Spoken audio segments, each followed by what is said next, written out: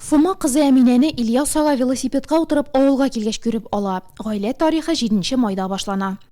Лисапет белә бардым. Лисапет белә. И яхшы рисакны зиктердем Фумадан. Рисак ат. Ул вакыт аты. И раз-два монда бикүлне. Әти белән әни Мәскәүдә булганнар. Әти милициядә эшләгәндә Мәскәүдән сугышка киткән. Аннары әни Фумага безне алып кайткан. Без Фумада үстек.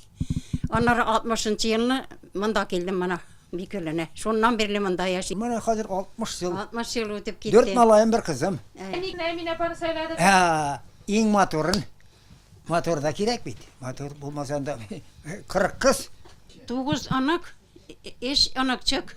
Аллага шөкер алма кебекләр. Әминә апа авылның уңган чигендерчесе, колхоз эшендәре иң илгәре була. Бүгенге көндә дини йолаларны үтәп яши. Табынга яшкенчикә барам, укыйм Аллага шөкер, Коръәннәр тутырам. Кирәк кешегә инде, бик кирәк төнүче кешегә инде үземә тутырганнарын да бирәм. Аллага шөкер 5 вакыт намаз укыйм, оразамны калдырганым юк мына. Балта остасы, тире эшкәртүче, яшьлегендә Ильяс аганың даны тирә-якка шулай тарала. Строил ни? Ызба таштан. Бу авылда югы мондай ызба. Тире эшкәрттем 3-4 ел. Тәлкәндә бүре тирәсәлләрне мәсәләр китерәләр. Элеке. Бүгендә хезмәттә мин. Хезмәт тормышның нигезе, бәхетнең бер өлеше. Билдановлар шундый фикердә. Моны раслап 82 яшьлек Ильяс ага бүген дә бер көтү сарык асрый. Тирлек азык әзерләү өчен мини трактор алып җибәргән. Бакчаны яшелчә, җиләк-җимеш агачлары, ишек алдын чәчәкләр бизи.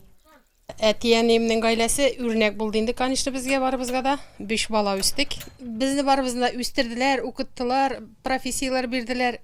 Барыбызга да яхшы киенеп йөрдек без, һәр вакыт тук идек. Әни иртүк торып безне таба ризыклар ашатып җибәрә иде школга. Без кайнар ризык, таба ризыгы, пич ризык ашап китәек школга. Без Аллага шөкер, җылы, зур, матур, таш, әти-әнинең тырышлыгы белән барсы да булган инде. Барлык гаиләләр дә безнең кебек бәхетле булсыннар, тырыш булсыннар, үрнәк булсыннар, исән-сау яшәсеннәр. Билдановлар безне шулай озатып калды.